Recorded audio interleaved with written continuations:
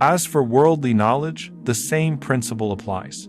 Seeking knowledge is an action, and actions are judged by intentions. If the purpose is lawful, the pursuit is lawful. If the purpose is forbidden, the pursuit becomes forbidden. If the intention is praiseworthy, then the knowledge becomes praiseworthy. Islam does not encourage ignorance. Every Muslim is obligated to learn what they need to practice their faith properly. Claiming ignorance as an excuse is not acceptable. One must seek knowledge, beginning with the Qur'an, and continually strive to grow. The companions of the Prophet ﷺ provide a powerful example. They did not rush through memorization without reflection. They would take 10 verses at a time and would not move on until they understood and applied those verses. Knowledge and action were inseparable for them. This does not mean limiting oneself permanently, but rather infusing memorization with reflection and practice. Knowledge will testify for or against a person on the Day of Judgment, depending on how it was acted upon. This approach applies not only to the Qur'an but to all forms of learning. One should always ask, how is this knowledge changing me? A beautiful narration illustrates this mindset. Sufyan narrates from his mother, who encouraged him to seek knowledge despite their poverty. She worked tirelessly to support him but placed one condition upon his learning. She told him that every time he learned 10 hadith, he should pause and examine himself. Had his fear of Allah increased? Had his humility grown? Had his character improved? If the answer was no, then what he had acquired was merely information, not true knowledge. Knowledge becomes real only when it transforms the heart and behavior. This example also teaches how knowledge should be passed on to the next generation. Teaching children information without modeling its application creates contradiction. True learning must be lived, not just taught. The companions used to say that they memorized through practice. Their daily lives were reflections of what they learned, and that is how their knowledge remained alive. When the Prophet ﷺ sought refuge from knowledge that does not benefit, he was teaching us to seek knowledge that reforms us. We ask Allah to grant us knowledge that benefits us, purifies us, humbles us, and draws us closer to Him. We ask Allah to increase us in beneficial knowledge, in faith, and in certainty. And all praise is due to Allah, Lord of the worlds. Ask yourself, do you seek Islamic knowledge simply to win arguments online or in conversations? Do you search for verses or hadith to dominate discussions or embarrass others? Do you want people to look at you as knowledgeable or superior? Even if we remove the religious context entirely, the same condition applies.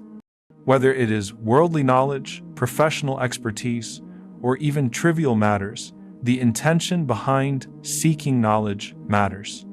A person might research something just to prove someone else wrong, to elevate themselves, or to avoid feeling inferior. This same arrogance and craving for recognition is what the Prophet ﷺ warned against. It is the same impulse that drives people to compete in material displays, bigger homes, grander weddings, more impressive appearances. The only difference here is that the tool being used is knowledge, and when that knowledge is sacred, the danger is far greater. In this case, the ego and the unsatisfied soul, something discussed previously, will even exploit religion to feed its hunger. A person may quote Qur'an, mention hadith, or display learning not for guidance or humility, but to gain attention, belittle others, or win disputes. Sacred knowledge becomes fuel for arrogance. It has been said that using sacred knowledge for lowly intentions is more dangerous than seeking worldly fame through worldly means. At least in the latter, falsehood is used to achieve falsehood. But using something pure and sacred to achieve ego-driven goals is far worse. One should never use the Qur'an or the religion as a weapon to dominate others or win arguments. Unfortunately, we see this frequently. Religious discussions become gossip, backbiting, or drama, simply repackaged with religious language. People speak about matters they are not qualified to discuss, just to appear knowledgeable or to be admired.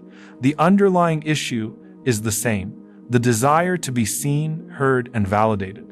Look at the example of the Prophet ﷺ. No one was more knowledgeable than him in this ummah, yet no one was more patient, humble, or gentle with people. He never looked down on others.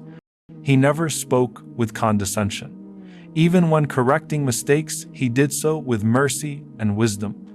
When the Prophet ﷺ spoke about his own virtues or the honors Allah granted him, he did so with humility and hesitation. He would clarify that he was not boasting, but simply conveying truth. This is the model of how knowledge should manifest: humility, patience, and compassion. If knowledge leads a person to arrogance, harshness, constant judgment of others, gossip, or endless disputes, then something is fundamentally wrong. Either the knowledge itself is flawed, the teacher is flawed, or the intention of the seeker is corrupt. Sacred knowledge must be pursued with sacred goals. Otherwise, it becomes like adorning something impure with gold valuable in appearance but misplaced in reality. One must correct the heart before increasing knowledge, because the purpose of knowledge is purification and transformation. The ultimate goal of knowledge is not information, but inner change. It should soften the heart, humble the soul, restrain the ego, and lead to action. Beneficial knowledge strengthens sincerity and brings one closer to Allah. It makes du'a more likely to be answered, because it produces obedience and effort. Allah commands us to ask Him, "My Lord, increase me in knowledge." This increase is not merely in quantity but in benefit. Knowledge that nurtures humility, restrains desires, and inspires righteous action is the knowledge we seek. We begin by praising Allah subhanahu wa ta'ala. We bear witness that there is no deity worthy of worship and no one deserving of absolute obedience except Him alone. And we bear witness that Muhammad sallallahu alaihi wasallam is His servant and final messenger. We ask Allah to send His peace and blessings upon him, upon all of the prophets and messengers who came before him, upon his family, his companions who stood by him and supported him, and upon all those who follow his blessed path until the day of judgment. And we ask Allah to make us among them. Dear brothers and sisters, we continue today with the du'a of the Prophet ﷺ, in which he would consistently seek refuge in Allah from 4 specific matters. And truly, if the only thing that you gain from this entire series is that you memorize this du'a and make it a part of your daily supplications, then that alone is sufficient. The Prophet ﷺ would frequently seek refuge in Allah from these 4 things, and this is narrated by multiple companions. At times, the order of the phrases would vary, but the 4 elements remain the same. The Prophet ﷺ would say, "O Allah, I seek refuge in you from knowledge that does not benefit, from a heart that does not possess humility or awe, from a soul that is never satisfied, and from a supplication that is not answered." We have already discussed the craving self and the soul that is never satisfied in previous reminders. Today, we focus specifically on this portion of the du'ats, seeking refuge from knowledge that does not benefit. When people hear this phrase, many immediately assume that it applies only to scholars or students of sacred knowledge. Some may think that if they are not studying Islam formally, or if they are not aspiring to become scholars, then this part of the du'a does not concern them. But this assumption is incorrect. Every part of this du'a is directly relevant to every single Muslim. To understand what is meant by knowledge that does not benefit, we must distinguish between 2 important matters.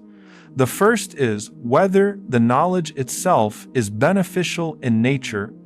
The second is whether the heart receiving that knowledge is in a condition that allows it to benefit from it. Knowledge may be sound, correct, and sacred, but if the heart receiving it is corrupt, arrogant, or insincere, then that knowledge will not bring benefit. There is a profound narration from the Prophet ﷺ, narrated through multiple chains and authenticated by scholars of hadith. The Prophet ﷺ said that whoever seeks knowledge for one of 3 reasons will be entered into the hellfire by Allah. The first reason is to argue with those who are more knowledgeable than him. The second is to humiliate or belittle those who are less knowledgeable than him. And the third is to turn people's attention toward himself to become the center of admiration and recognition. Each version of this narration ends with the same severe warning: Allah will enter that person into the fire. This is deeply striking because we also know that the Prophet ﷺ said that whoever treads a path in pursuit of knowledge, Allah will make a path to paradise easy for him. Knowledge is meant to be a means to Jannah. Yet here, the same pursuit becomes a path to hellfire. Why? Because the intention corrupts the action. This narration is often directed toward students of Islamic knowledge, warning them not to seek knowledge for ego, debate, or fame. But its lesson is not limited to religious scholarship. The spiritual disease mentioned here applies to every Muslim, regardless of what type of knowledge they pursue.